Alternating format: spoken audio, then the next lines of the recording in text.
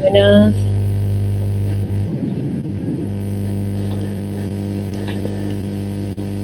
Buenas. ¿Cómo va, chicos? Buenas noches. Esperamos 2 minutitos y ya arrancamos con la clase, ¿saben?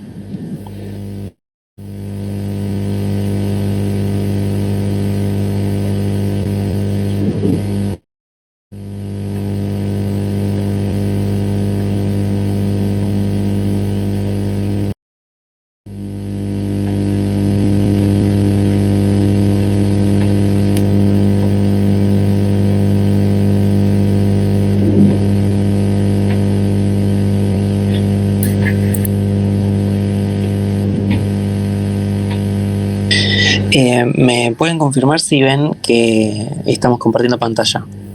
Sí, profe, se ve. Sí, se ve bien. Sí, se ve bien. Buenísimo, gracias.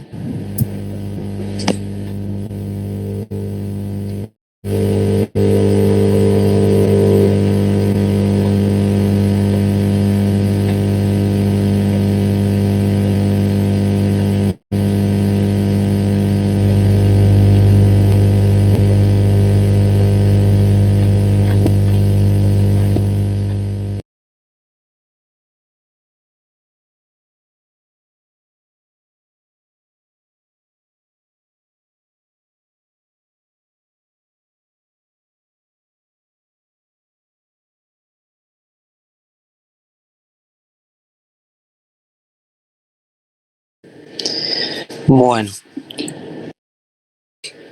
vamos a arrancar entonces con la clase del día de hoy. El tema que vamos a estar tratando es el de toma de decisiones. Este es un tema como los que veníamos viendo, que son herramientas que nos van a permitir entender cómo la administración ve las organizaciones, las analiza y las entiende, sí, a partir de estos temas que venimos viendo en las primeras clases, como son el enfoque sistémico, la cultura, y que estas herramientas son aplicables a todo el proceso administrativo. Entonces, por eso las vemos primero, para después sí meternos en cada uno de esos pasos del proceso administrativo, como para ya tener una base de algunas herramientas que nos pueden servir, o conceptos también que nos pueden servir para entender un poco más después en detalle lo que sucede dentro del proceso administrativo, ¿sí? Bueno, como decía, este es uno de esos temas que damos como introducción a la materia, y es una toma de decisiones. Me gusta darlo, porque uno cuando da una clase de toma de decisiones es como, bueno, quiere decir que la tenemos clara, o entendemos todo lo que pasa atrás de la toma de decisiones y demás, o que vamos a salir de esta clase sabiendo cómo se toman todas las decisiones, y eso está lejos de ser real. Lo importante acá es quizás sí identificar, o en algunas circunstancias vamos a poder identificar ciertos patrones, ciertas cuestiones que nos van a ayudar a quizás tomar una mejor decisión de la que podíamos haber tomado si no les prestábamos atención a este tipo de cosas que vamos a ver en la clase, ¿sí? De nuevo, está lejos de ser algo taxativo, y que así se tiene que dar, así que ya más adelante en la clase vamos a ir viendo. Pero quería empezar preguntándoles si en el día de hoy tuvieron que tomar alguna decisión ustedes. Alguien que quiera compartir alguna decisión que tuvo que tomar.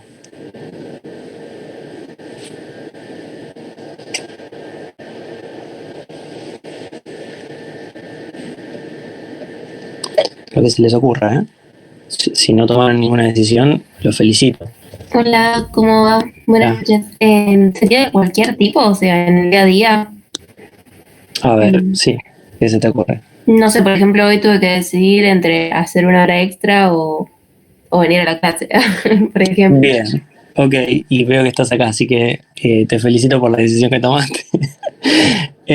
Quizás no, no es la mejor para el bolsillo, pero bueno, sí para el futuro. Sí, exactamente, ese tipo, cualquier tipo de decisión, porque uno quizás cuando les pregunto esto, siempre nos vamos quizás a decisiones importantes que alguien tiene que tomar, porque, por ejemplo, no sé, hoy decidí cambiar de laburo, decidí renunciar a mi laburo para cambiar, para irme a otro lado, para hacer otra cosa. Hoy decidí, no sé, mudarme, entonces estoy buscando recién el contrato de donde estoy buscando dónde ir, no sé, X, ¿no?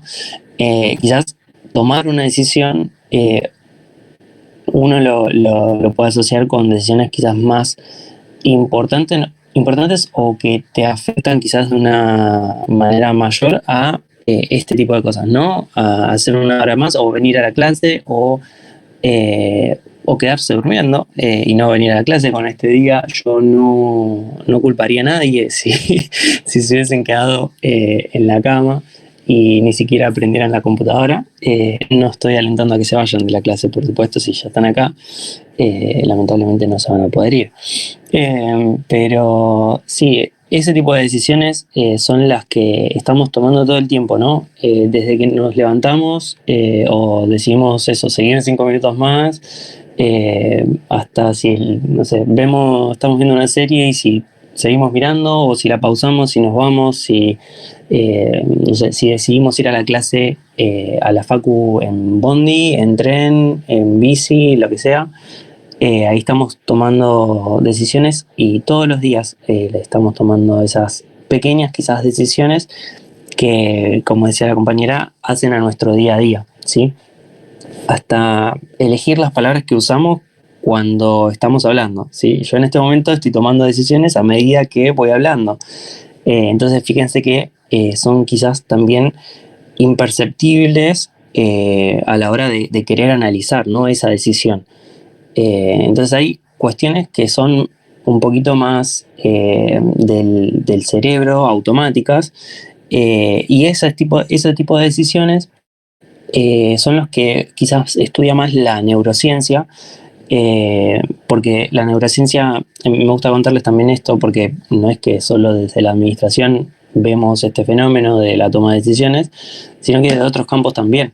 Y la neurociencia justamente se enfoca en estudiar ese tipo de decisiones que son quizás más automáticas, inconscientes, y que dice que están guiadas por nuestras emociones y las experiencias previas que hayamos tenido, ¿sí? Y que obviamente va a cambiar según el contexto. Yo quizás no tome la misma decisión estando acá sentado en mi casa que no sé, afuera mojándome y estando quizás en un contexto en el que sea más desfavorable al intentar tomar una decisión, ¿sí? No sé, yo hoy puedo acá desde mi casa elegir tranquilamente qué comer desde una aplicación, o sea, por favor no pidan aplicaciones en los días de lluvia, pero puedo decir tranquilo desde mi casa, y si estoy caminando por la calle, bueno, quizás mi decisión va a ser más apresurada porque no me quiero seguir mojando y demás, ¿sí? Entonces, por eso también dice que cambia según el contexto. En estos casos que son los que estudia la neurociencia, la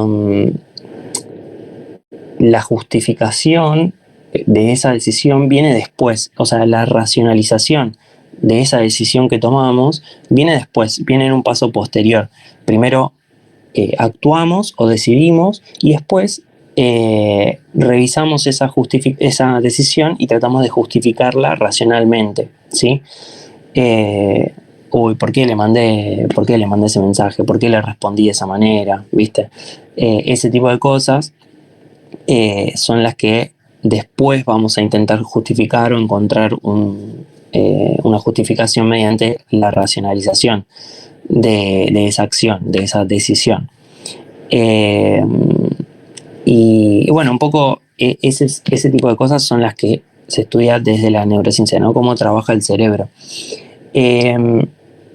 Nosotros acá quizás lo que vamos a estar apuntando es al otro tipo de decisión, ese que quizás lleva un poquito más de racionalización desde un comienzo, que la decisión pasa a ser más consciente, más deliberada, que lleva un proceso, ¿sí? La decisión, porque como vimos van a existir diferentes tipos de decisiones que tomemos, y va a haber un mayor o menor grado de análisis, de profundidad, de complejidad. Entonces nosotros vamos a apuntar con los temas y herramientas que vamos a mencionar en esta clase a este segundo tipo de decisiones que son más racionales, más conscientes, más deliberadas, y hasta en el que podemos quizás identificar algunas etapas dentro de ese proceso racional que vamos a hacer para llegar a tomar una decisión,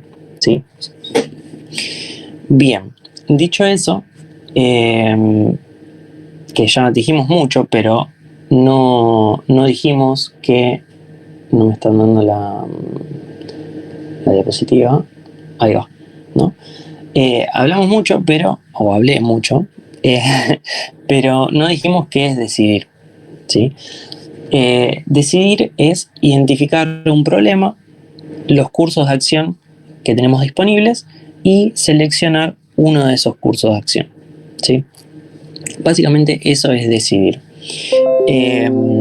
A ver, obviamente vamos a encontrar otras definiciones de decidir o que viene del latín, de la palabra tal, pero bueno, básicamente decidir nosotros vamos a entenderlo como identificar un problema, es decir, que exista un problema, identificarlo, identificar cuáles son esos cursos de acción que tenemos disponibles, o alternativas, vamos a ver que se llaman de las dos maneras también, y seleccionar una de esas alternativas, ¿sí? Bien, acá yo les traía también algunos ejemplos de algunas decisiones. Ahí ven en las imágenes, bueno, esto quizás son imágenes un poquito más viejas, pero no tanto, creo que un año o bueno, un poquito menos, que teníamos, bueno, las decisiones en cuanto a lo que era las elecciones que estaban por suceder en ese entonces. Había mucha información, mucho revuelo en ese sentido, entonces estábamos como con ese tema muy, muy presente, y es una decisión quizás importante para algunas personas, para otras quizás no tanto. Después teníamos el ejemplo de Messi, que terminó decidiendo irse a la Liga de Estados Unidos en ese momento, que como ven, como decíamos en un principio, quizás estos ejemplos de decisiones son más trascendentales, más conocidos también. En el caso de Leo, involucraba también que toda su familia se tenga que mudar, que sus hijos cambien de educación, de instituciones, de amigos, de ámbitos con los que se relacionaban. Entonces implicaba un cambio grande, una decisión importante en su vida personal, ¿no? Bueno, profesional también, pero básicamente siguió siendo el mejor, así que mucho no cambió en ese sentido. Y después, bueno, a alguien se le ocurrió dejar al pajarito de Twitter sin más trabajo, y pasó a llamarse X ahora, que creo, a ver, corríjanme, ¿no? Pero ¿alguno de ustedes le dice X? Yo le sigo diciendo Twitter. No. Es Twitter para todos los días. Es Twitter, ¿no? Es Twitter. Y esas cosas quizás no se terminan de entender, porque, no sé, hay algunas cosas que se le busca justificaciones y demás, pero bueno, obviamente Elon debe tener su justificación, pero no sé si estará basada en un capricho más que una justificación. Pero bueno, en estos casos son decisiones que a una plataforma muy conocida, la renombran. Bueno, después tuvimos otros cambios, ¿no? De plataformas y demás. Ahora que se estaban unificando y demás, pasaron también a cambiar de nombre y todo. Y no dejan de ser decisiones, a eso iba. Y que obviamente no todas las decisiones tienen que ser así. Esto era la diferencia que quería mostrarles con ejemplos de un tipo de decisión automática, inconsciente, que quizás tomamos todos los días a estas, ¿no? Bien, y para un poquito entrar en lo que es la teoría, nosotros vamos a ver que existen dos tipos de enfoques sobre lo que es el proceso decisorio, y uno va a ser la teoría de la decisión, ¿sí? La teoría de la decisión, ustedes frénenme si no se me entiende, si no me escuchan, si se me corta como el otro día, avísenme. La teoría de la decisión es uno de estos enfoques del proceso decisorio, y lo que hace es tomar este proceso de un modo prescriptivo, ¿sí? O normativo. ¿Qué quiere decir esto? Como dice ahí, va a intentar entender cómo deben tomarse las decisiones, teniendo en cuenta los objetivos y preferencias de la persona, ¿sí? ¿Cuál es la visión del mundo de esa persona? ¿Cuáles son sus objetivos, sus valores, las alternativas que esta persona cree que tiene a su alcance, el entorno de esta persona y demás, ¿sí? Básicamente, esta teoría de la decisión lo que nos dice es cómo somos y qué queremos hacer. Si somos de determinada manera y queremos hacer X cosa, entonces tenemos que hacer esto, ¿sí? La teoría de la decisión nos va a decir, hace esto, ¿sí? Por eso es que decimos que la teoría de la decisión es prescriptiva, es normativa, porque te dice qué es lo que tenés que hacer de acuerdo a cómo sos y al objetivo que querés llegar, ¿no? Entonces nos va a decir qué hacer. Y básicamente una aplicación práctica en la vida real, digamos, que utilizan lo que es la teoría de la decisión como base para este tipo de programas, son los DSS, los Decision Support System, que hay varios. Algunos son los ERP, los ERP no sé si saben lo que son, pero son programas que permiten a las organizaciones tener la información agrupada o agrupar la información de determinada manera para después exponerla de una manera que les sea más sencillo o útil. Ya vamos a ver igualmente en control lo que es en detalle un ERP, pero básicamente es un sistema de información, ¿sí? Los sistemas de relación con el cliente, los CRM, bueno, después tenemos los que son los de extracción y manipulación de información, como lo puede ser el data mining, el business intelligence y demás. Todos estos son sistemas, de nuevo, que nos dan información y soporte para tomar una decisión. Lo que hacen es procesar la información que nosotros le introducimos y nos dan un output, que eso debería ser lo que el funcionamiento, digamos, de lo que es la teoría de la decisión, ¿no? Por detrás. Nosotros le damos un input con cuáles son qué es lo que queremos, cómo somos y demás. Entonces nos van a decir, ok, este es el output personalizado para vos, entonces tenés que hacer esto, ¿sí?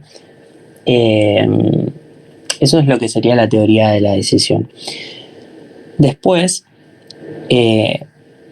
no sé si quedó claro o no se entendió mucho. Sí, perfecto. Bien, porque es importante ahora hacer como una diferenciación con el otro tipo de enfoque, que es la teoría de la racionalidad limitada. Lo que va a hacer un poco la teoría de la racionalidad limitada es, de un modo descriptivo, no prescriptivo, sino descriptivo, básicamente, justamente nos va a describir, como dice ahí, cómo son los procesos decisorios del hombre,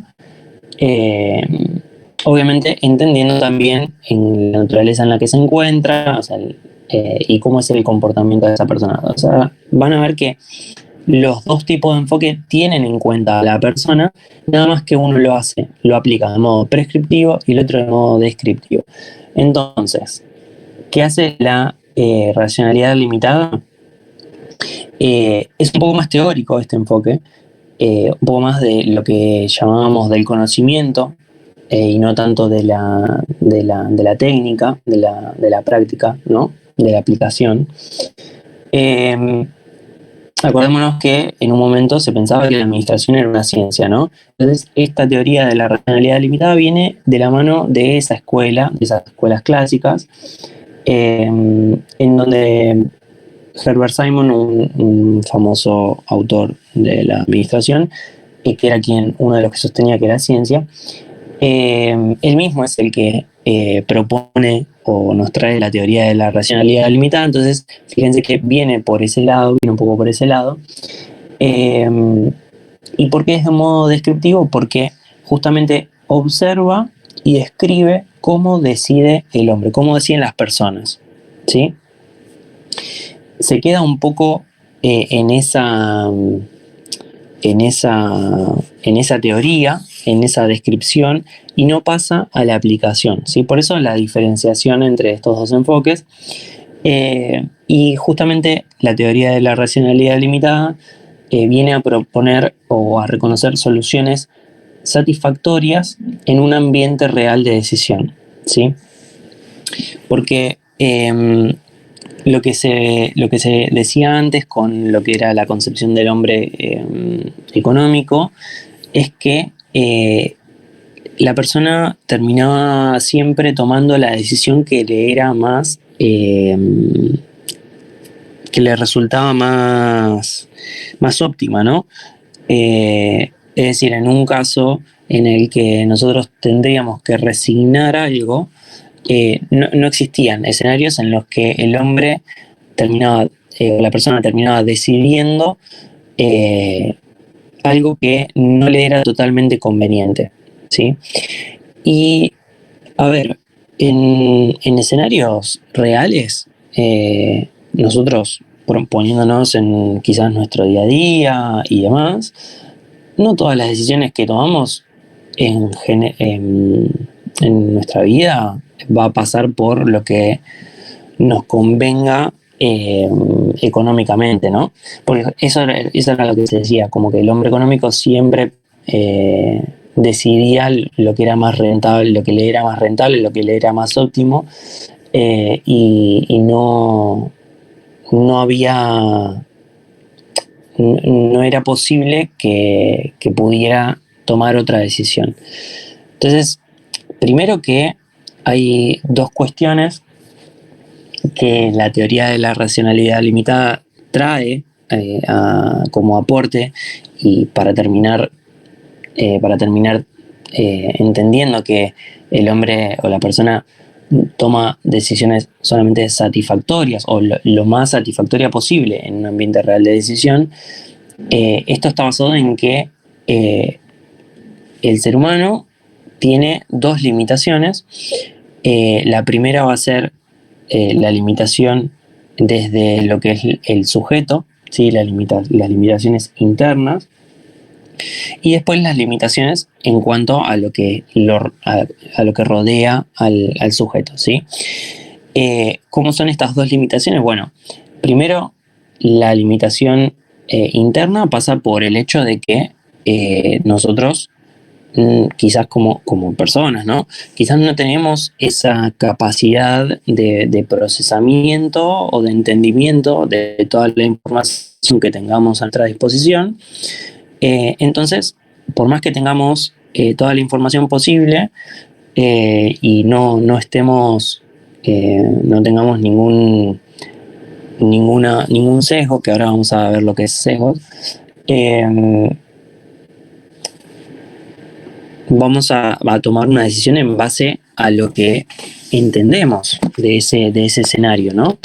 De ese escenario que se nos plantea en el cual tenemos que tomar una decisión. Entonces, es limitada primero desde lo interno del sujeto, porque las personas obviamente tienen una limitación en cuanto a lo que es el procesamiento de la información, al procesamiento de cálculo, o sea, no somos una máquina, y además somos seres emocionales. Entonces, de acuerdo también al momento en el que nos encuentre ese escenario, quizás podamos llegar a tomar una decisión u otra.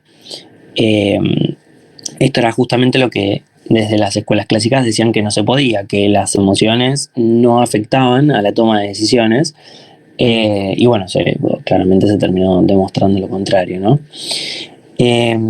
Y Herbert Simon dice que también la racionalidad no solo es limitada desde el sujeto, sino que también es limitada desde lo que es el contexto o el entorno del sujeto, ya que quizás no está toda la información disponible, necesaria, disponible, para que se pueda acceder, ¿sí? Entonces el acceso a la información muchas veces no es tan simple, no es tan directo, y quizás no podemos llegar a acceder a esa información para tomar realmente la decisión más óptima, ¿no? Entonces, podemos no contar con ese acceso a la información, pueden existir diferentes tipos de ruidos alrededor al momento de que estemos tomando esa decisión. Entonces, dice que es limitada en ese sentido, ¿sí? Tanto desde el entorno del decisor como desde el interior o la parte interna, la mente del decisor, ¿sí? Entonces, por eso llega a la conclusión de que obviamente las personas van a hacer lo que pueden con lo que tienen, ¿sí? Básicamente eso es lo que dice la teoría de la racionalidad limitada. Las personas van a terminar decidiendo o van a terminar tomando soluciones satisfactorias al escenario que se les plantea en un ambiente real de decisión, ¿sí? Como dice ahí. ¿Se entiende un poco la diferencia y, bueno, ahora de dónde viene esto de la racionalidad limitada? ¿Le surge alguna duda? Profe, es un poco como lo que decías de que algunas personas primero tomamos una decisión y luego pensamos el por qué, y esa la veo más como parte de la teoría de la racionalidad limitada.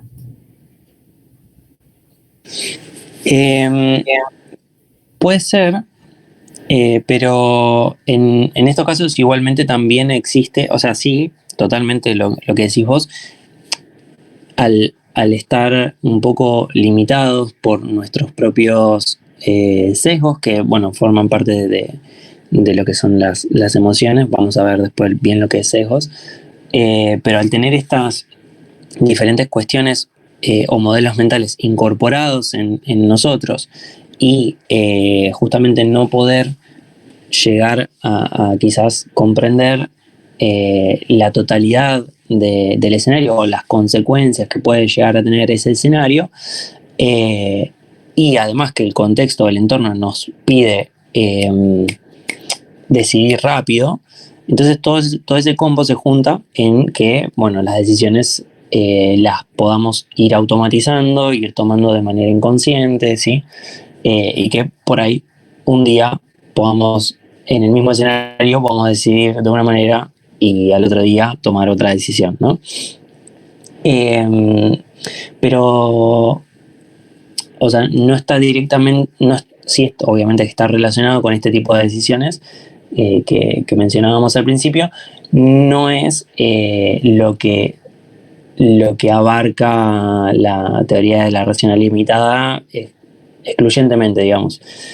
De hecho, algo que no les comenté, no quiere decir que estos dos tipos de enfoques sean excluyentes, ¿sí?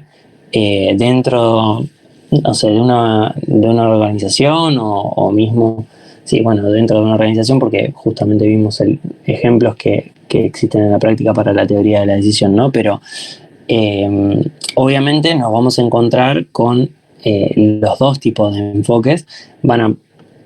Vamos a encontrarnos en escenarios en los que no vamos a poder tener acceso a cierta información y demás.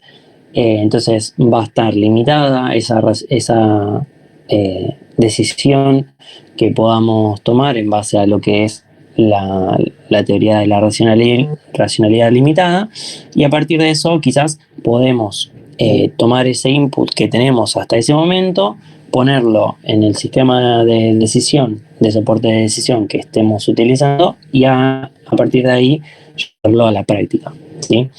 Entonces se pueden complementar, ¿sí? Estos dos tipos de decisiones. Nada más que antes solamente existía uno y después pasó a desarrollarse la teoría de la decisión, ¿sí? Profe, le hago una consulta. Sí. Yo lo que entiendo, digamos, que el ser humano en sí es un ser humano racional y capaz, cuando se refiere a la limitación externa, usted lo que estaba diciendo es que cómo podemos, en muchas ocasiones no podemos acceder a la información. Eso depende, digamos, del tiempo que tengamos que tomar esa decisión, porque no es lo mismo quizás en un contexto, una situación límite que tenés que decir en el momento. Claramente quizás no puedes acceder a dicha información para tomar una decisión acertada. Y yo entiendo que lo que sacude es a la racionalidad misma de la persona, esto que se refiere al comportamiento de la persona. Capaz que una persona, en una misma situación, dos personas distintas, reaccionan de maneras distintas, que me parece que viene más por la personalidad. No sé si entendí bien esa parte, cuando se refiere a la limitación externa. Claro, bueno, ahí hay como que se mezclaron quizás las dos cosas, porque, bueno, desde lo que es el entorno del decisor o de la persona que va a decidir, el acceso a la información puede estar limitado, o sea, podemos no acceder a esa información. A ver, también puede no ser exacta la información a la que accedemos. Esas cuestiones o los tiempos que en los cuales tenemos que tomar esa decisión, eso sí va a afectar desde lo que es la limitación desde el entorno, ¿no? Y después la personalidad y demás va a ir por el lado de lo que sería lo interno de la persona, ¿no? Simon le dice lo que es el proceso mental del decisor. Y ahí entra en juego las preferencias y demás que veníamos hablando, que venías diciendo.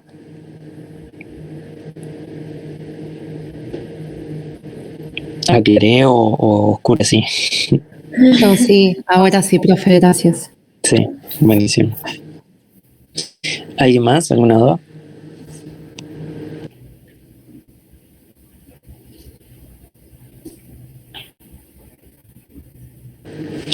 Bien, sí. Ok, pensé que tenía que hacerlo. Creo que estoy haciendo eco en alguien. A ver. No, ya no me escucho. Ok.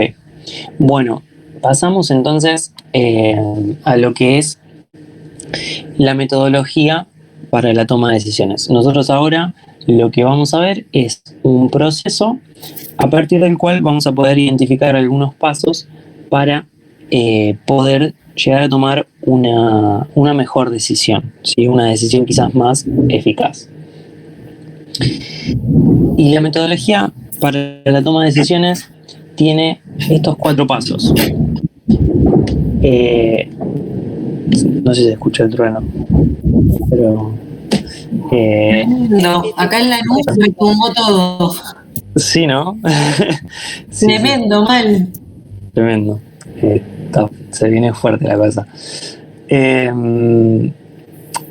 Les decía que esta metodología, entonces, para la toma de decisiones va a tener 4 pasos que son la identificación y análisis del problema, el primero.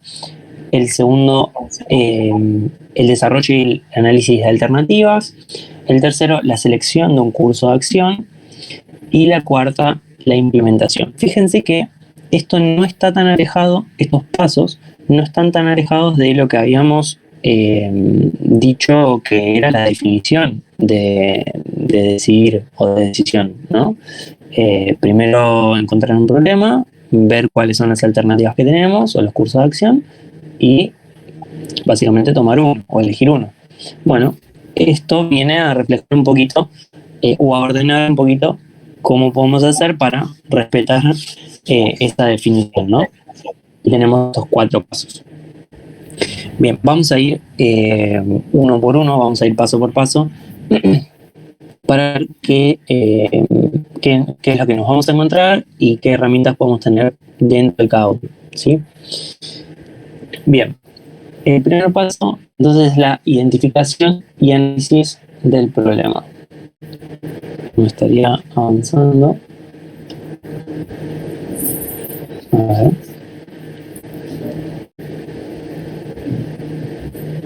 Ustedes siguen viendo lo mismo, ¿no?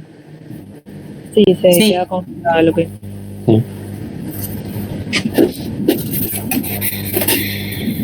Ahí está. Bueno, se me fue. Ahí está. Ahí va.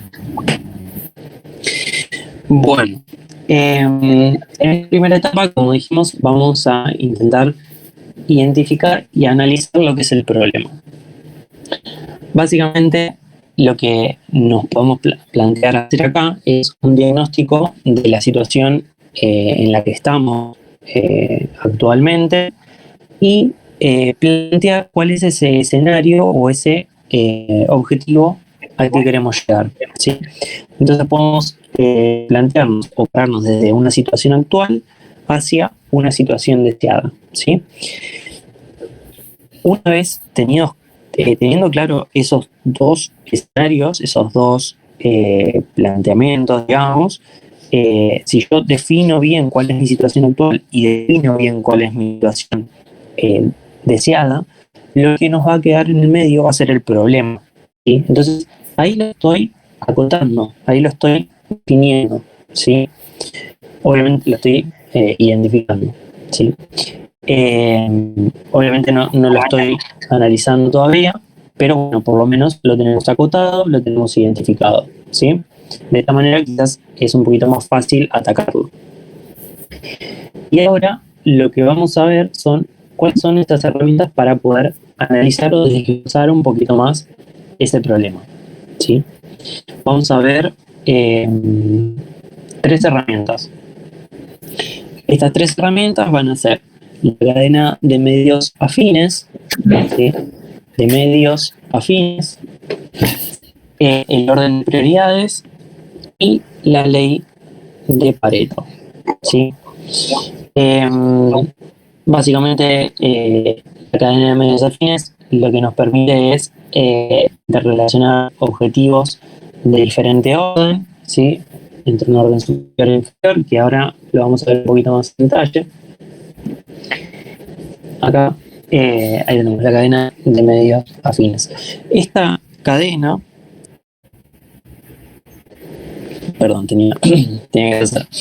Esta cadena lo que nos va a permitir entonces es ir relacionando diferentes cuestiones que tengan que ver o que estén asociadas con nuestro problema, ¿no? ¿Para qué sirve esto? Para darnos un poquito más de noción sobre qué estamos intentando atacar o hacer y cómo lo vamos a ir haciendo, ¿sí? Por eso tienen 2 tipos de objetivos, uno de orden superior y otro de orden inferior. Los objetivos de orden superior son o surgen preguntándonos para qué, y los objetivos de orden inferior surgen a partir de que nos preguntemos cómo vamos a cumplir con eso, ¿no? Por ejemplo, nosotros estamos queriendo, no sé, vamos a plantear un objetivo para el recuadro verde, ¿sí? Cuando lo hacemos de manera presencial lo vamos a escribir en el pizarrón, pero bueno, nosotros estamos planteándonos acá en una situación actual en donde somos estudiantes de la carrera, bueno, de cualquier carrera de la Facultad de Económicas, y lo que queremos llegar a hacer es recibirnos, ¿no? Ok, este va a ser nuestro objetivo, es recibirnos. Entonces vamos a empezar con ese objetivo en el recuadro verde y yo les pregunto, ¿para qué se quieren recibir?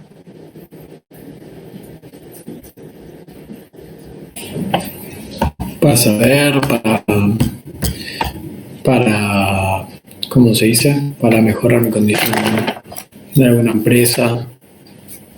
Ok, bien, entonces podemos poner en esos dos recuadros, que no hace falta que sean 12, acá por el tema de espacio y demás, vamos a usar 2 y 2, pero como decía el compañero, ¿para qué queremos recibirnos? Para quizás tener una mejor formación académica y para conseguir quizás mejores condiciones laborales, ¿no? Podemos poner esos dos.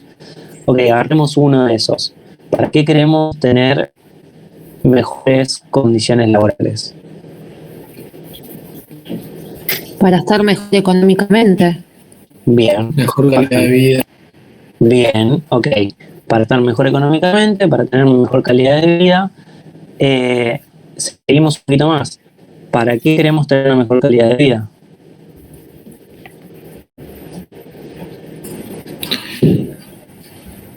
Para vivir mejor, para darme más gustos. Proyectos a futuro. Para vivir mejor, ok, para tener proyectos a futuro.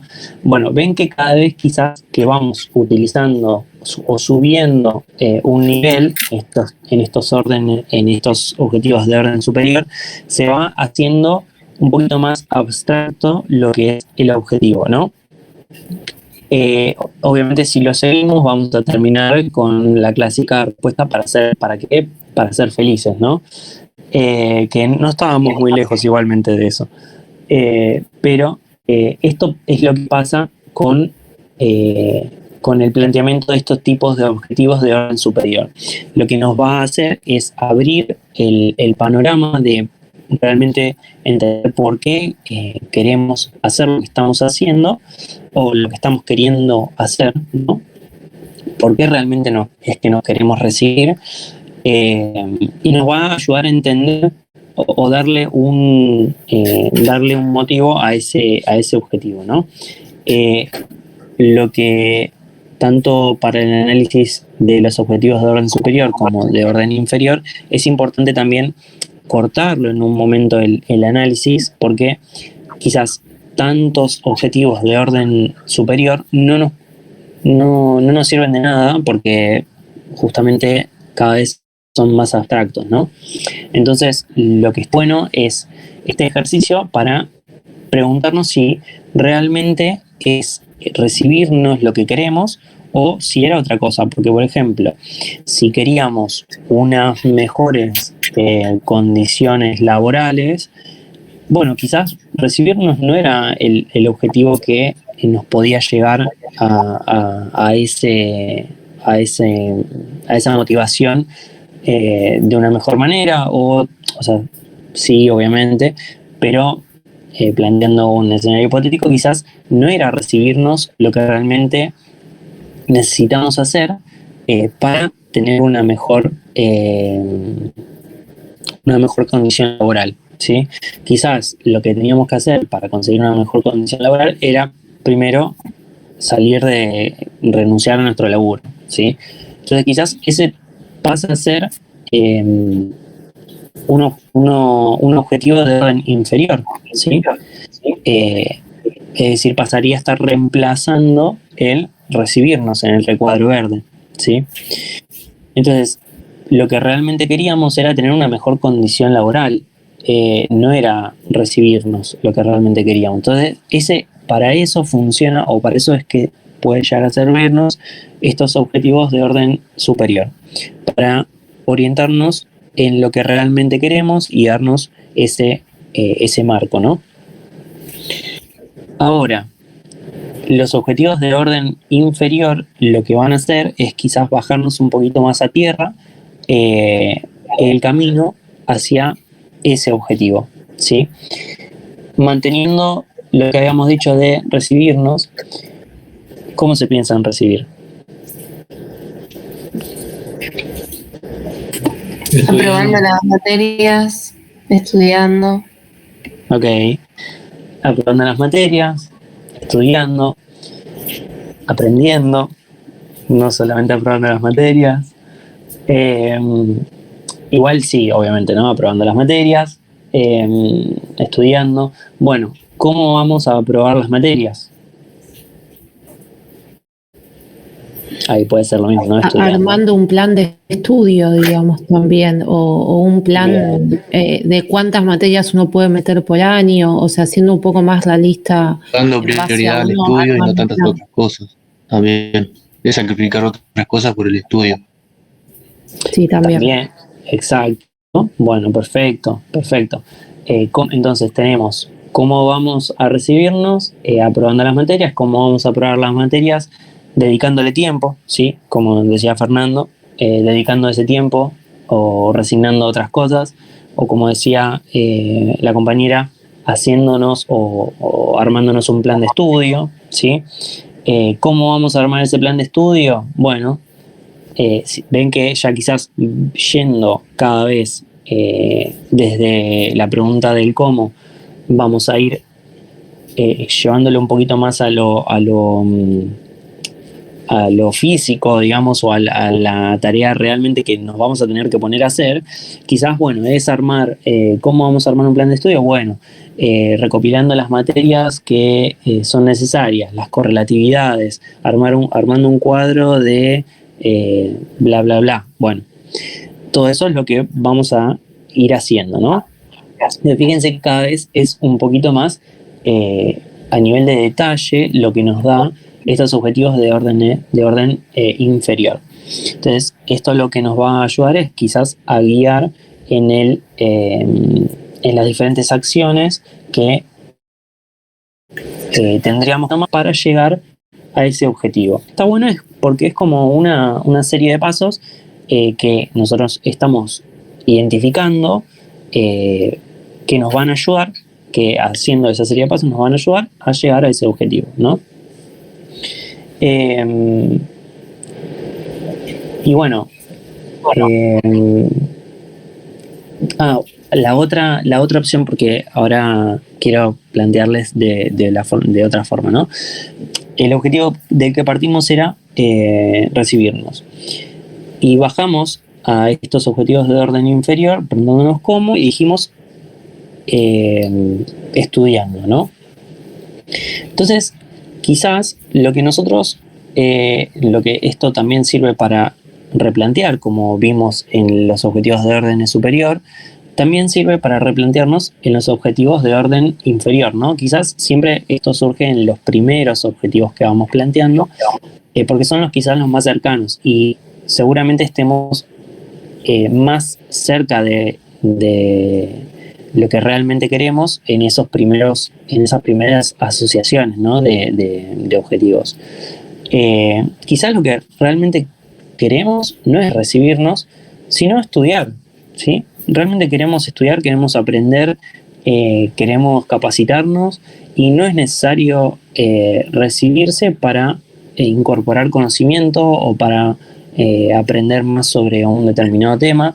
Sí, obviamente te va a servir porque te va a habilitar el título para bla, bla, pero si el objetivo realmente era otro, era capacitarnos, era educarnos, era ese realmente lo que queríamos, ya ahí va a cambiar el foco entre lo que era el objetivo de recibirnos, va a pasar a ser el objetivo principal, capacitarnos, ¿no? O educarnos. Y a partir de ahí vamos a empezar de nuevo a plantearnos para qué y cómo, ¿sí? ¿Se entiende un poquito cómo funciona esta herramienta?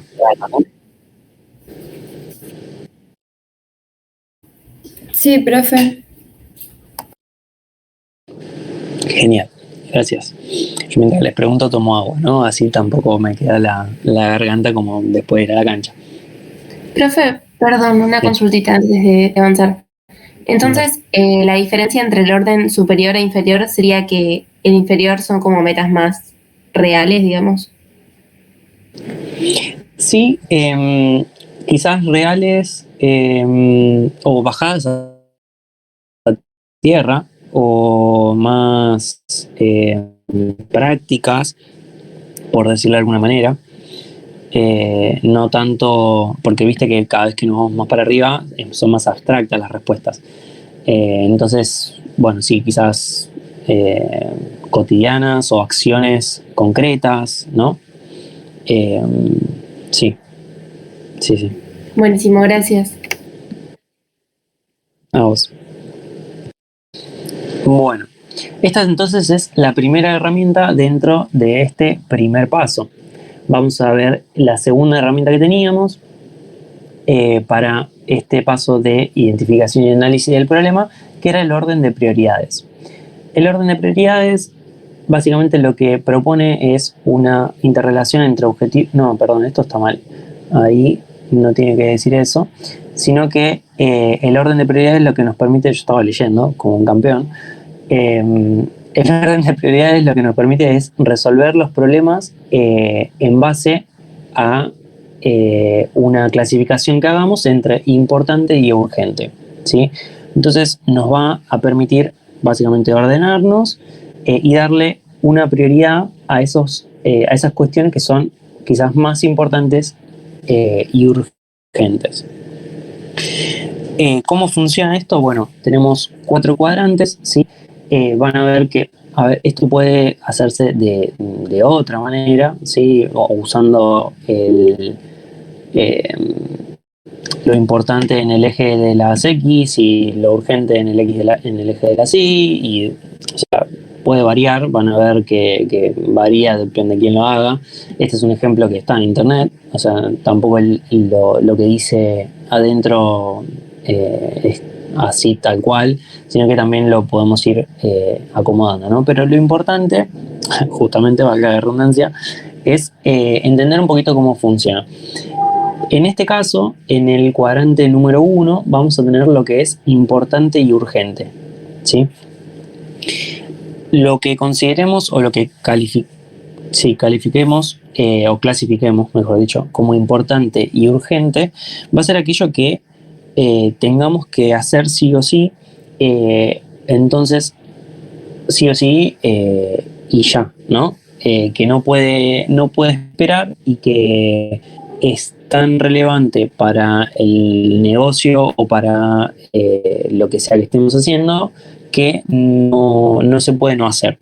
Entonces básicamente lo que nos vamos a encontrar en ese primer cuadrante donde se unifica lo urgente con lo importante va a ser cuestiones que hay que realizar, ¿sí? Hay que accionar, hay que hacerlas ya. Esas son quizás las más fáciles porque no queda otra que hacerlas, ¿sí? Después nos vamos a encontrar con lo que es importante también en ese recuadro superior, pero derecho, en el segundo.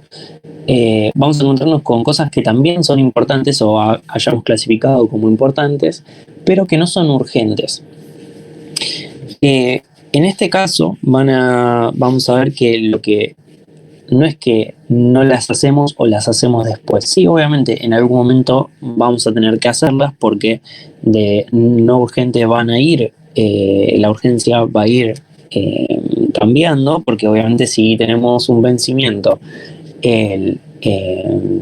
no sé, el 30 de septiembre, bueno, todavía falta un mes, quizás no es tan urgente, pero el 30 de septiembre va a llegar.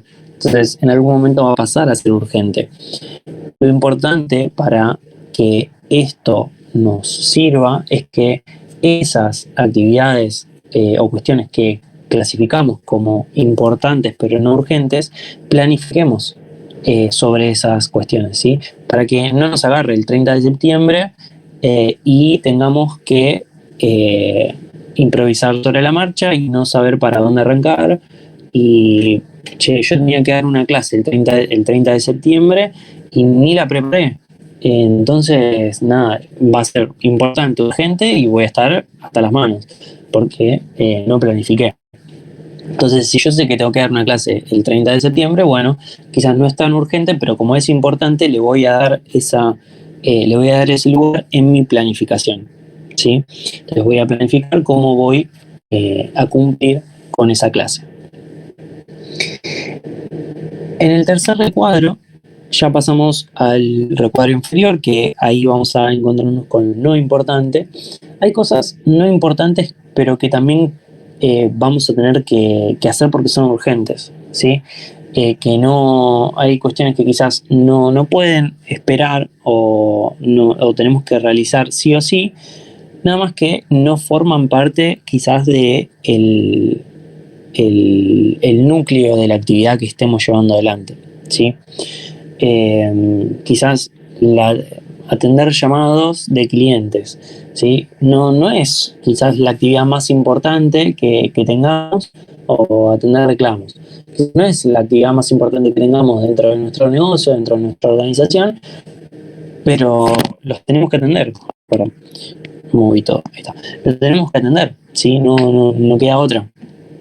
Entonces, esas actividades que no son importantes, pero que son urgentes, que se tienen que realizar sí o sí, lo que vamos a intentar hacer es delegarlas, ¿sí? Después vamos a ver, creo que más adelante, bien el concepto de delegar con sus particularidades, pero básicamente es dejar en manos de otra persona esa actividad, ¿sí? Transferir la realización de esa actividad a otra persona, ¿sí? En otra persona. Entonces ahí lo que nos va a permitir es a nosotros abocarnos quizás a lo más importante y urgente, y bueno, después lo otro, lo no urgente pero importante, es planificación. Y después, por último, tenemos este cuarto recuadro abajo a la derecha, que es lo no importante y lo no urgente. Hay cuestiones dentro de la dinámica de una organización que muchas veces pueden ser pasadas por alto tranquilamente, porque quizás son organizaciones muy burocráticas, que tienen muchas jerarquías, la pirámide es muy extensa y demás. Entonces, en ese tipo de organizaciones suele haber cosas que en un momento alguien que se pone a pensar 2 segundos dice, ¿para qué estoy haciendo esto? Literalmente, ¿de qué impacto tiene esto? No tiene ningún impacto.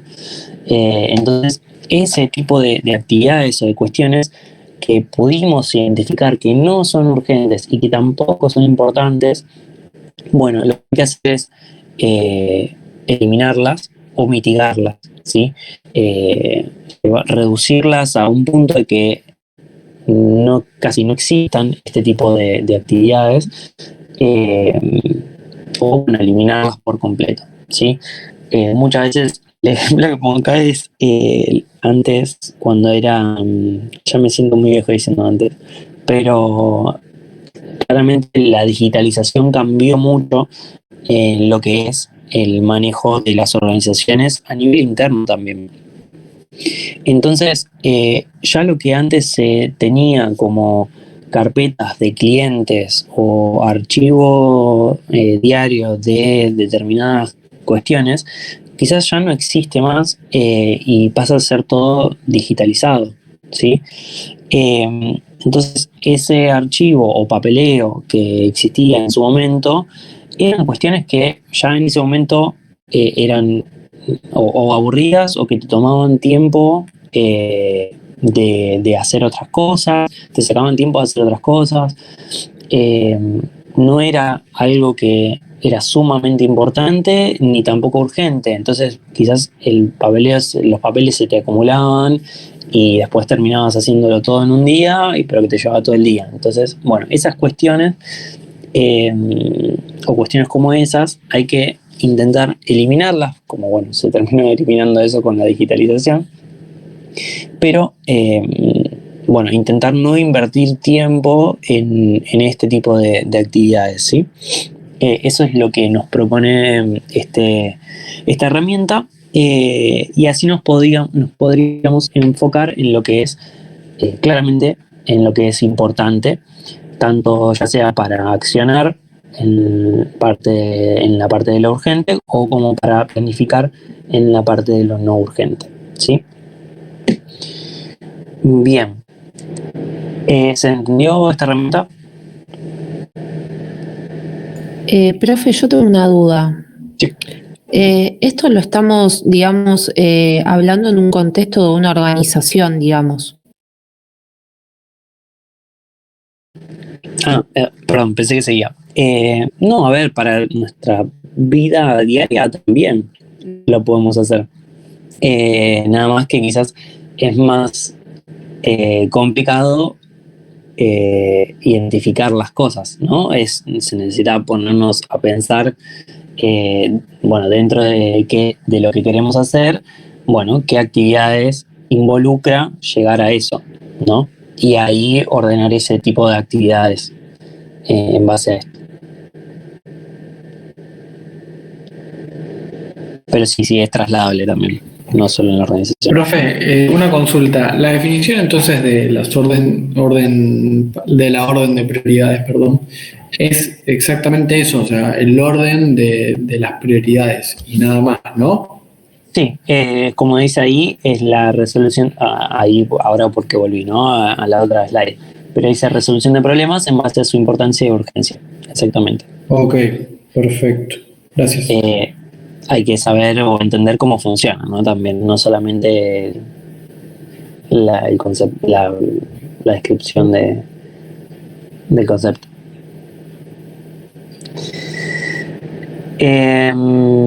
Bien, y la última herramienta que teníamos era la ley de Pareto, que bueno, ahora lo que estoy viendo es que ha quedado la descripción de la primera herramienta en todas estas slides, así que después voy a arreglar eso. Pero la ley de Pareto lo que permite es, eso también es otra herramienta de priorización de problemas, y lo hace en base a pocos factores. ¿Qué sería esto? Bueno, la ley de Pareto es también conocida como regla del 80-20, y según esta regla, esta norma que yo les digo del 80-20, ¿no? No es tan taxativo, y no es que siempre se va a cumplir el 80-20, ¿sí? Puede ser 82-18, puede ser 78-22, 70-30, ¿sí? Como el Fernet. A ver, esto no es como el número lo importante, sino como la idea, ¿no? De la representación de estos números. Lo que dice la ley de Pareto es que unos pocos factores nos van a terminar modificando o afectando de una mayor manera en el resultado, ¿sí? Es decir, nosotros vamos a dentro de lo que es una organización, quizás el 20% de los clientes, ¿sí? Representa el 80% de lo que es la facturación o de lo que son las ganancias, como sea que estemos midiendo. Lo importante es que identificar a esos a ese 20% de clientes, o bueno, tenemos 100 clientes, bueno, esos 20 clientes, identificarlos para darles un seguimiento o un tratamiento un poco más exhaustivo, porque sabemos que son los que nos van a terminar movilizando o teniendo un impacto mucho mayor en lo que sea que estemos viendo, ¿no? Resultados, facturación y demás. Entonces, esos clientes van a ser a los que quizás se les dé un poquito más de atención, o a los que sí o sí tengamos que dar, ¿sí? Fíjense que es una herramienta de priorización, como justamente era el orden de prioridades, ¿sí? Las dos tienen un poco el mismo sentido, porque nosotros acá lo que dijimos de enfocarnos es en lo importante y urgente, y bueno, lo no urgente planificarlo, ¿no? Justamente. Pero lo importante y lo urgente va a ser lo que más impacto tenga hoy en lo que estemos haciendo, ¿no? Entonces acá un poco la relación está en ese 20% o en esos pocos factores que van a tener un impacto mucho mayor en el resultado final, ¿sí? Quizás hacer lo importante y urgente va a determinar lo que es el 80% de nuestro objetivo, de nuestro resultado, ¿no? En ese intentar alcanzar ese objetivo. Esta ley de Pareto, bueno, se aplica a muchas cosas, a la realidad también. Acá, bueno, nada, esta pirámide los números están un poco mal borrosos o mal escritos, pero la idea era traerles la pirámide de la riqueza a nivel mundial, que justamente la mayor cantidad de riqueza se concentra en unas pocas personas. Entonces, en base a la cantidad de números de personas que hay en el mundo, nada, el 43% de la riqueza está en menos del 1% de las personas. El 38% siguiente está en un 10% de las personas, ¿ven? O sea, es decir, ahí tenemos ya el 80% de la riqueza a nivel mundial en 12-11% de personas, ¿sí? Para llevarlo un poquito a los números de Pareto. Nada, un poco eso aplicado a otro caso, nada que ver, pero lo importante, lo interesante es pensar justamente que ese 20% o esos pocos factores son los que no se nos pueden pasar por alto y a los que tenemos que atender sí o sí, ¿sí? Para poder llegar a cumplir con ese objetivo. ¿Se entendió? Sí, sí. Sí, profe. Buenísimo, buenísimo. Bien, eso entonces es el paso número 1, ¿sí? Entre identificar la identificación y el análisis del problema. Contamos con estas 3 herramientas, ¿sí? La cadena de medios afines, el orden de prioridades y la ley de Pareto. Ahora vamos a pasar al segundo paso, ¿sí? De esta metodología para la toma de decisiones, y es el desarrollo y análisis de alternativas. Lo que vamos a hacer para este paso es dividirlo en 2, ¿sí? Vamos a tomar como si existieran 2 subpasos, o como le quieran llamar. Primero, lo que vamos a hacer es desarrollar esas alternativas y después analizarlas, ¿sí? Pues son 2 procesos diferentes dentro del mismo paso. Primero, pues me colgó. Sí, se me colgó de vuelta. Sí, se escucha mal, no sé si todos se escuchan mal o es solamente lo mío. Hola, hola, hola, ¿ahí me escuchan? Ahí sí, pero antes como que escucho bien. No, entonces capaz que es mi internet. Ok, vos Juli me escuchabas bien, dijiste. Yo te escucho bien, sí, se congeló la imagen. Ok, es solo la imagen, bien, a ver si la puedo hacer andar, si no te voy a... Sí, está tardando una banda, me está costando. Bueno, estaba esta posibilidad, Juli. Vamos con eso, sí. Ya estaba vista esta situación, estaba prendiendo un hilo mi computadora, así que nada, vamos a cambiar de presentación y ahora va a presentar Juli, pero no deberían poder ver ustedes lo mismo. Vos presentás nomás, que me saca a mí y te pone a vos, porque yo directamente no puedo hacer nada en la computadora. Okay.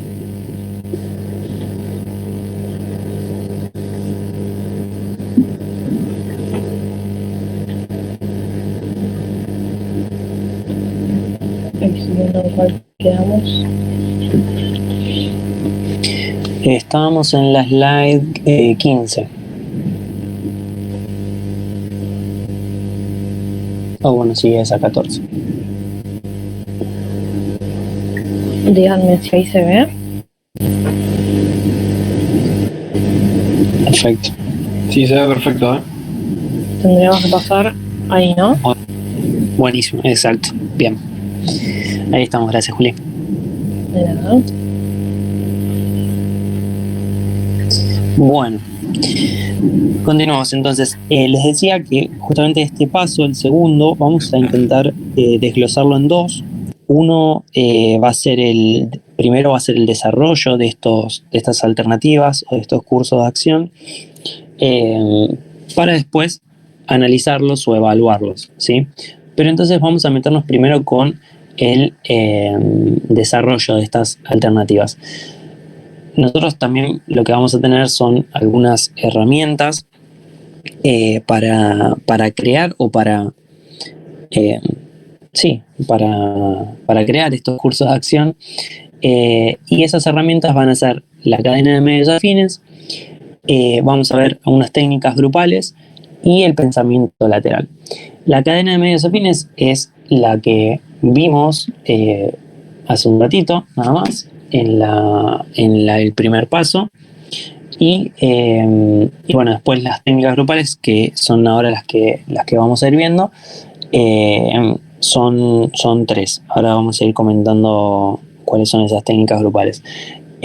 Lo que me parecía importante también señalarles antes de seguir es que en este paso es importantísimo o es indispensable la creatividad, ¿sí? La creatividad, primero es quizás diferenciarla de lo que es innovación. Muchas veces la creatividad se confunde con innovación, pero la innovación es creatividad aplicada, ¿sí?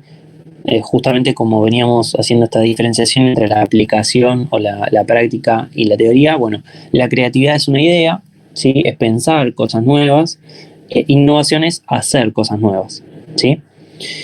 Entonces, nada, esta diferenciación un poquito para entender bien qué es lo que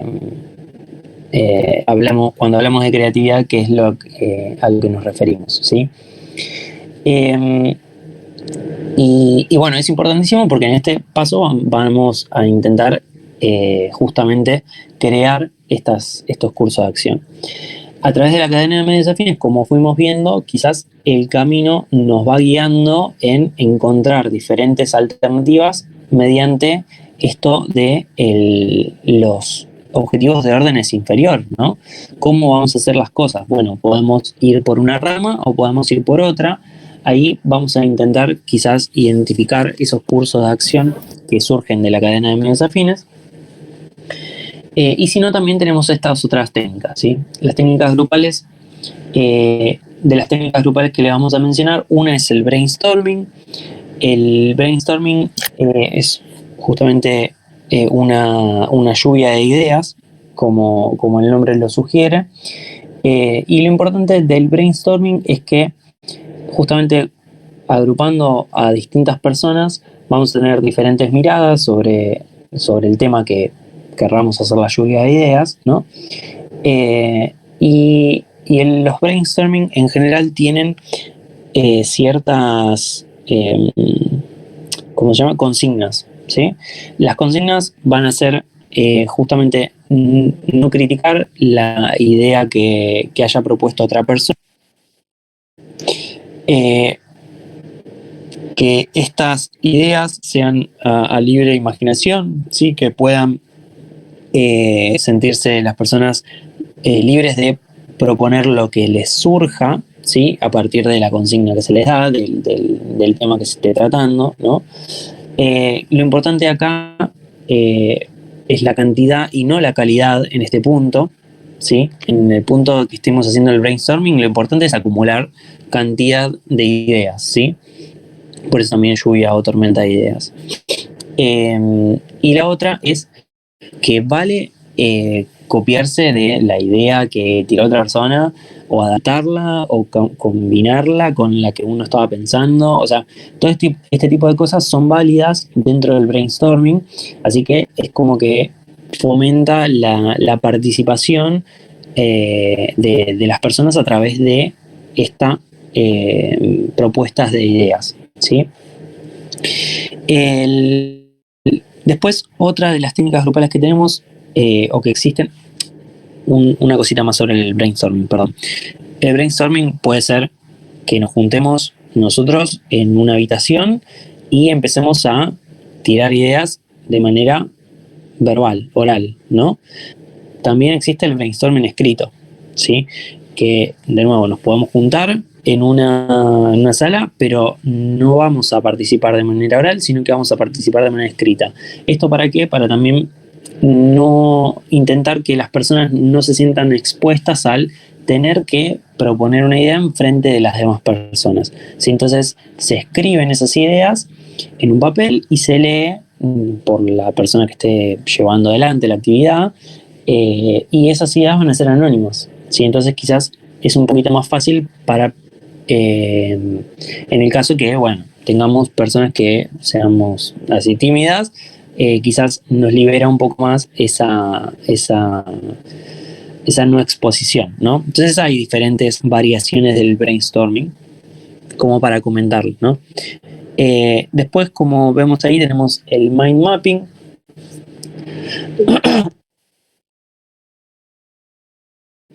Perdón. Les decía, tenemos el mind mapping. Mind mapping es básicamente un modelo, ¿sí? Y como todo modelo, es una representación simplificada de la realidad, ¿sí? Eso es la definición de modelo. En este modelo que vamos a estar armando, en este mind mapping, vamos a estar utilizando asociaciones instantáneas a un problema principal que se nos plantea, ¿sí? Vamos a empezar como con una palabra clave, como con una consigna, ¿sí? Por ejemplo, ahí el ejemplo que está puesto, no sé si llega a ver, es hacer una presentación, ¿sí? Armar una presentación o armar una clase, ¿no? Bueno, tenemos esa consigna, ese problema, esa tarea. El mind mapping lo que nos permite es, justamente a través de las distintas personas, ir haciendo diferentes asociaciones relacionadas a esta palabra clave, ¿sí? Por ejemplo, acá para hacer una presentación nosotros tenemos que tener en cuenta cuál es nuestro público, de qué manera vamos a hacer esa presentación, dónde vamos a hacer esa presentación, de qué vamos a hablar cuando hagamos esa presentación. O sea, diferentes cuestiones que van a estar estrechamente relacionadas con justamente esta presentación que vamos a hacer, ¿sí? Esas primeras asociaciones son quizás las más importantes, las más relevantes, y van a ser las relaciones más fuertes que tenga este mind mapping. A partir de estas primeras asociaciones, la idea es proponer otras asociaciones relacionadas con esa primera cadena, ¿no? Es decir, distintas ideas o distintas propuestas relacionadas con el tópico que vamos a estar hablando, relacionadas con el público, relacionadas con el lugar, relacionadas con la forma en la que vamos a presentar. Entonces, ahí se va a ir armando con otro conjunto de asociaciones en un segundo nivel, ¿sí? Pero que van a estar relacionadas a esa primera línea o esa primera cadena de asociaciones que habíamos hecho antes, ¿sí? Es justamente estos tres pasos, ¿no? Tener una palabra clave o una consigna, las primeras asociaciones, las segundas o las otras asociaciones, y una vez que tenemos diagramado eso, toca trabajar sobre ese mind mapping. Lo que vamos a tener que hacer es observar, es como alejarnos una vez que hicimos el trabajo o pusimos todas las ideas en el papel, en el Word, en lo que sea, alejarnos un poquito, observarlo, ¿sí? para tener una idea de cuáles son, cuál es el hilo que nos puede ir orientando más en atacar este problema, ¿sí? No solamente nos va a permitir entender cuál es la secuencia de cada una de esas ramas, sino que nos va a permitir después verlo en su totalidad, ¿sí? Cómo va a terminar siendo la presentación en sí, con todas esas cuestiones que nosotros fuimos relacionando. Obviamente, no todo va a terminar pasando a lo que terminemos haciendo, pero lo que nos va a permitir es tener diferentes cursos de acción, diferentes ideas para el problema principal, ¿sí?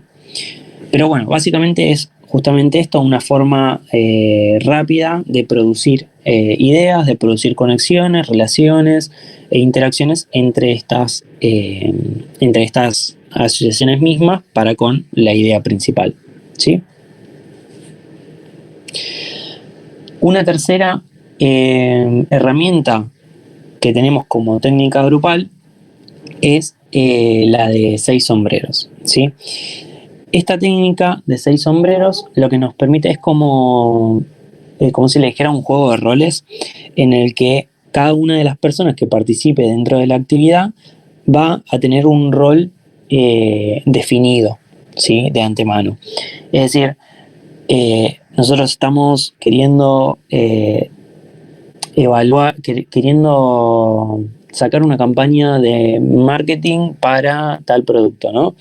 Y bueno, cuando nos juntemos a realizar estas ideas, alguien va a tomar la posición de pesimista, ¿no? O alguien va a tomar el rol de, al revés, de optimista, alguien de neutral, entonces intentando con los datos, con lo que sea cierto, informar. Hay diferentes roles, obviamente va a ir variando de acuerdo a lo que se necesite para cada una de las actividades, pero justamente estos 6 son quizás los más comunes, las posiciones o los roles que más comúnmente se utilizan. Y a partir de esto, bueno, es que se pueden tener un poquito también las distintas miradas de una sola persona, y a veces a las personas se les facilita la participación en este tipo de actividades porque solamente me tengo que concentrar en, no sé, criticar, ¿sí? O solamente me tengo que concentrar en verle el lado positivo a esto que se está proponiendo, ¿sí? Entonces quizás es un poquito más fácil para la persona la participación tomando o adoptando un rol definido, y a su vez sirve para lo que es el proyecto o la idea general que va a terminar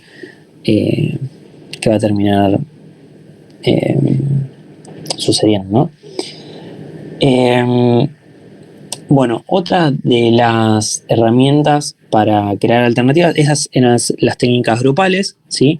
De nuevo, las herramientas para crear alternativas eran 3, la cadena de medios afines, las técnicas grupales, que justamente vimos 3 también, y ahora vamos a hablar un poquito de pensamiento lateral. Yo las había traído un par de preguntas, pero las vamos a skipear un rapidito porque no las vamos a llegar a hacer, pero básicamente que sí quiero comentarles de qué se trata el pensamiento lateral, que es una forma de ver el escenario que se nos está planteando de una manera diferente a lo que quizás común o normalmente lo veríamos, ¿sí? Es reestructurar la forma de pensar sobre determinada cuestión. Nosotros quizás venimos con distintos sesgos que nos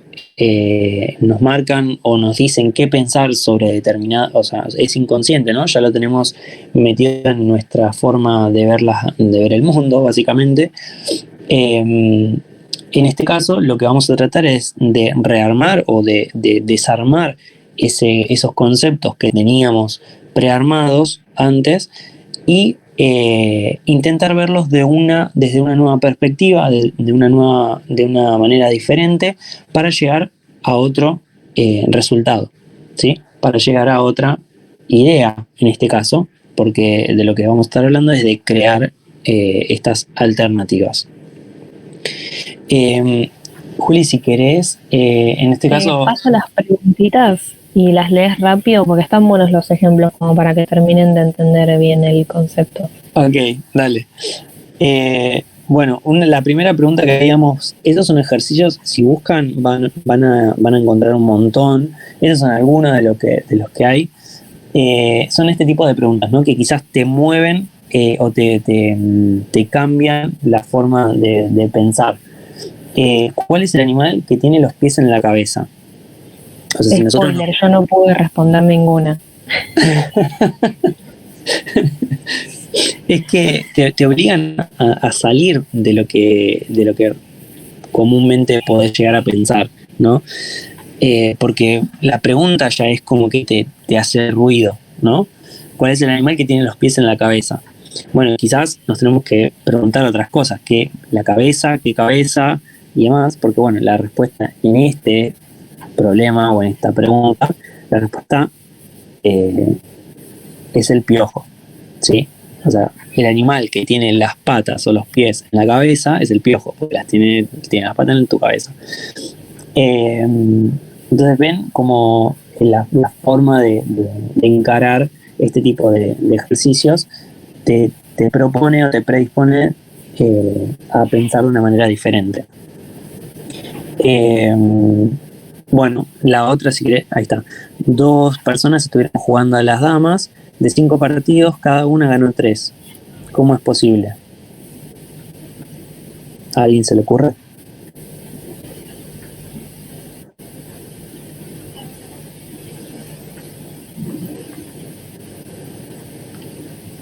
Spoileamos la respuesta.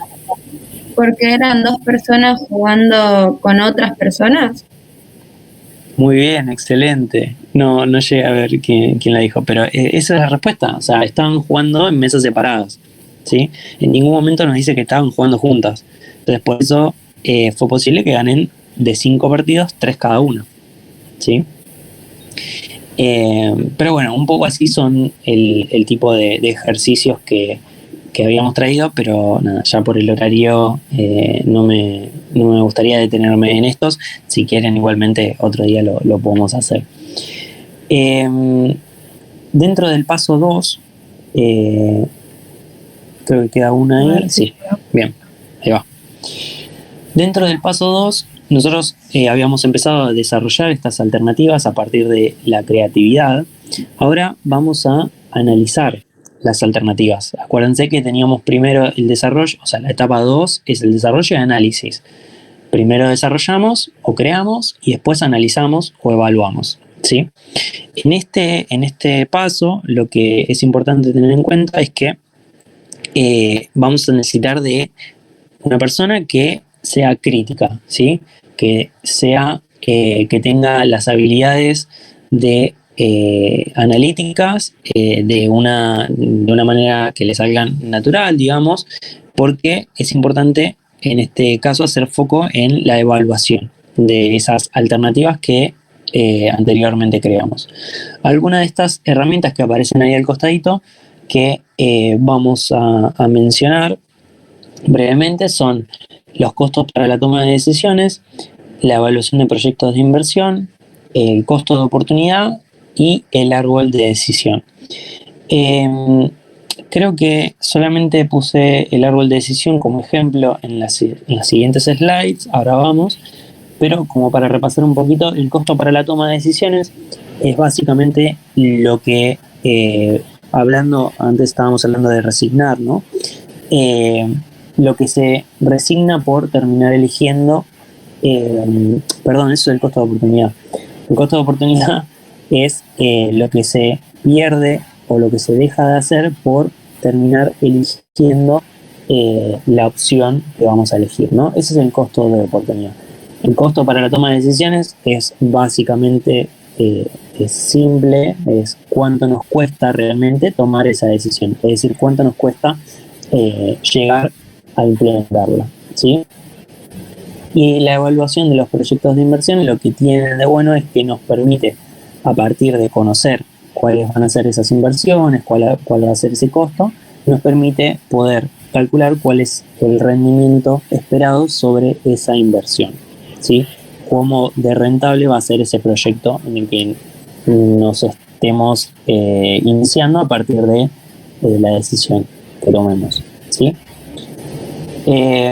Bueno, un poquito repasando las tres, les quería mostrar lo que es el árbol de decisión. Yo iría a la última del árbol de decisión, donde están todas las llaves. Ahí. Gracias, Julio. Profe, perdón. Sí. ¿Me podrías repetir la definición de costo para la toma de decisión, por favor? Sí, obvio. Perdón que estoy yendo bastante rápido.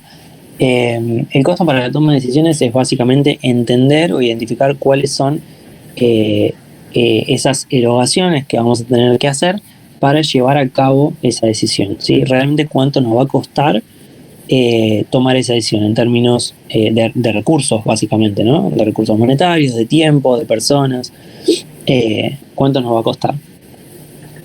Después la evaluación de proyectos de inversión, lo que nos agrega un poquito es, en base a estas inversión que vamos a hacer, a estas erogaciones y costos que vamos a tener que hacer, cuál va a ser ese retorno sobre esta decisión que vamos a estar tomando, ¿sí? Genial, gracias. No. Bien, y otra manera de evaluar estos caminos, estos cursos de acción, puede ser con un árbol de decisión, que justamente lo que nos va a permitir el árbol de decisión es plantear diferentes escenarios con sus consecuencias, ¿no? Un poco como dice ahí, quizás nosotros nos estamos planteando entre sí realizar o hacer un producto desde cero o consolidar un producto que ya tengamos, y a partir de ahí van a ir surgiendo diferentes ramas, diferentes ramificaciones, por eso un árbol, entre los distintos caminos que podemos llegar a encontrarnos en esas decisiones. Y bueno, los escenarios en los que puede ir saliendo, ¿no? De una manera podemos desarrollar un producto rápido y bueno, que termine saliendo bien, que termine saliendo más o menos, que termine saliendo mal, y esa puede ser una de las consecuencias en base a estas decisiones que fuimos tomando, ¿no? Entonces el árbol de decisión nos ayuda un poquito a trazar ese camino y entender las consecuencias que puede llegar a tener esa decisión, ¿sí? Pasando a la etapa número 3 de esta metodología, acá lo que vamos a tener que hacer es seleccionar un curso de acción. Ya sabemos cuál es nuestro problema, ya lo identificamos, ya sabemos cuáles son los cursos de acción, las alternativas que existen, que pudimos crear y ya las evaluamos. Entonces, una vez que tenemos toda esa información, vamos a tener que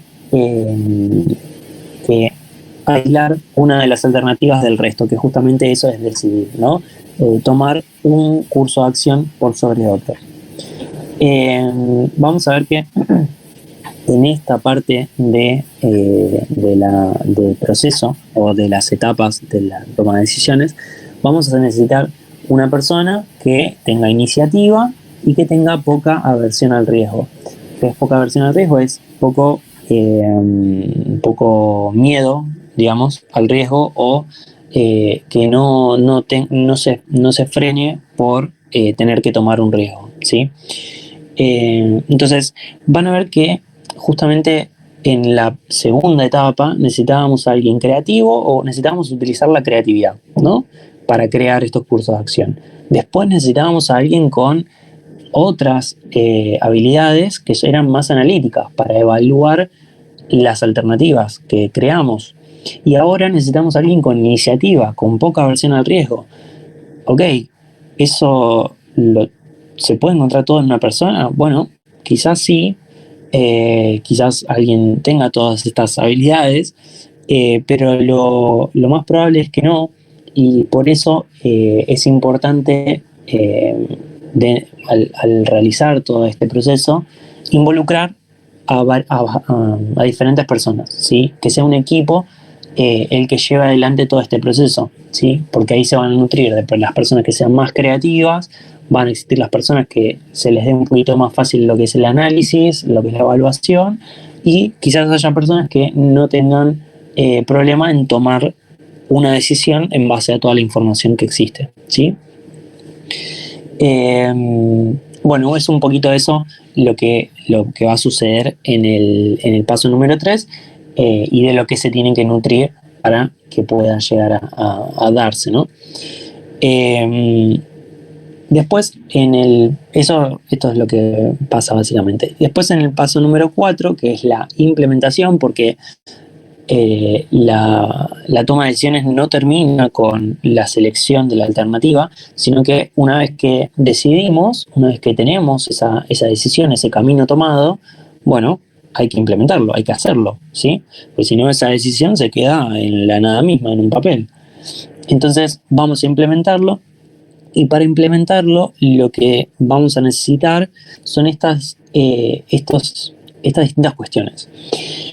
Va a ser clave la comunicación dentro de la implementación, ¿sí?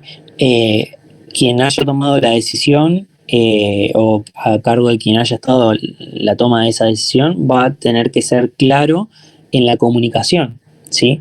Porque imagínense que el director de la empresa de la organización en la que estemos toma una decisión, pero no la comunica a sus empleados.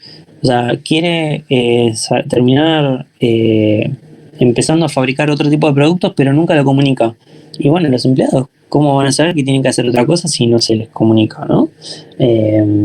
Entonces, la comunicación es clave en la etapa de implementación para entender cómo se quieren las cosas, qué es lo que se quiere básicamente también.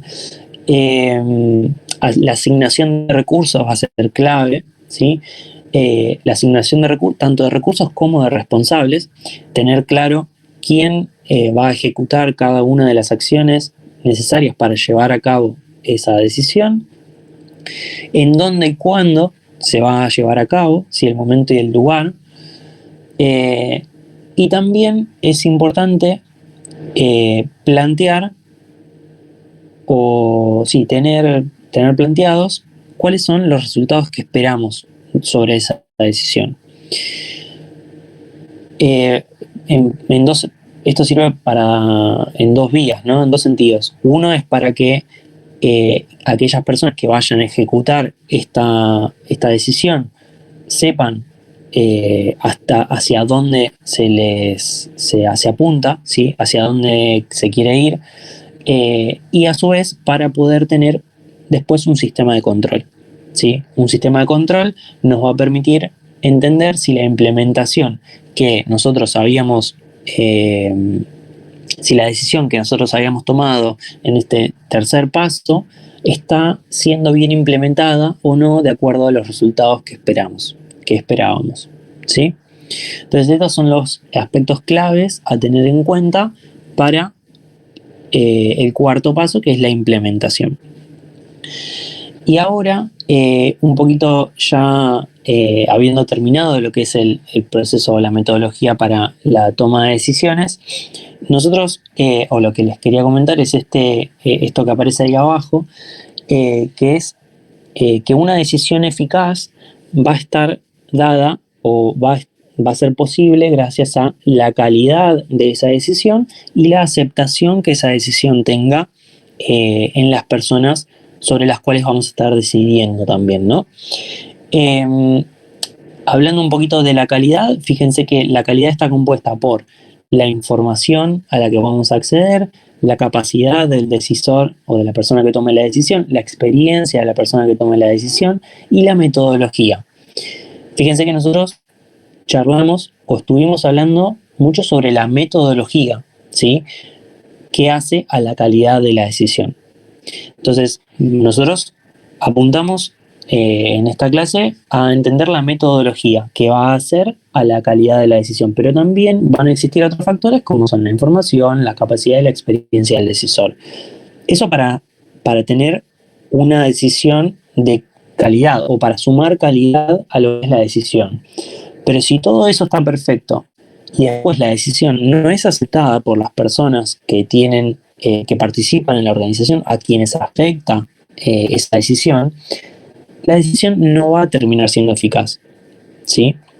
O sea, por más que nosotros repasemos toda la metodología y la hagamos de pe a pa como hablamos y demás, paso por paso, y tengamos personas súper experimentadas en temas de decisión, toda la información posible y demás, si la gente no acepta esta decisión, la decisión no va a ser eficaz, ¿sí?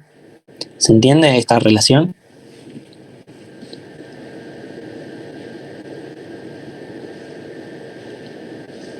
Sí, se entiende, profe. Sí, profe. Buenísimo. Buenísimo. Juli, como para mostrarles, ya estamos casi en hora, pero solo como para mostrarles qué es lo que quedaba, esa slide que ven ahí también está en lo que es el material. Es un poquito un resumen a nivel de entrada y salida, un tipo de enfoque sistémico, digamos, si queremos, de lo que es el proceso de toma de decisiones, en donde vamos a ver cuál es el input y el output de cada una de las etapas, ¿sí? Y no se preocupen que exactamente el mismo está en el material. Exacto. El mismo está exactamente así en el material, así que los invitamos a que lo chusmeen desde ahí. Quizás es un poco más que nada para terminar de entender o que termine de cerrar estos pasos, ¿no? de la metodología. Y si nos vamos a la anteúltima slide, la 45, nosotros... Los sesgos, ¿no? Y teníamos los sesgos que no los vamos a poder llegar a charlar sobre en esta clase, pero nada, yo les pido por favor que lean el material de sesgos, que si no me equivoco es una hojita y media dentro del material de toma de una decisión. carilla. Ahí está, es una carilla. Que justamente van a estar estos ejemplos que traíamos acá para comentar un poquito, pero nada, por favor léanlo, así está. Nada, si tienen alguna duda en alguna de las próximas clases o en la clase de repaso lo pueden plantear, pero nada, tengan en cuenta que los sesgos son estos modelos mentales que veníamos hablando, que tenemos quizás preconcebidos, y dentro de nuestro accionar, dentro de nuestro comportamiento están metidos estos sesgos, y lo importante y lo interesante es saber o intentar identificarlos para que al momento de tomar una decisión no nos termine afectando de una manera negativa, sino que podamos quizás despojarnos un poquito de esas cuestiones que nos estaban limitando nuestra forma de ver las cosas o el escenario que teníamos presente, ¿no? Nada, perdón por ir tan rápido, pero nada, nos quedamos un ratito más a ver si alguien tiene alguna pregunta que haya quedado, y si no, bueno, nada, les deseamos un buen fin de, chicos, y gracias por venir hoy. Buen fin de, profe, yo me voy a cursar otra materia. Dale, vayan. Sí, Buen fin de, gracias. Buen fin de. Juli, vos también, ¿eh? Sí, ya me voy. Si querés dejar de compartir porque era sola pregunta, así que nada. Cuando quieras. Buen fin de, chicos. Chao, buen fin de. Buenas noches. Chao, profe, buen fin de, gracias. Buen fin de.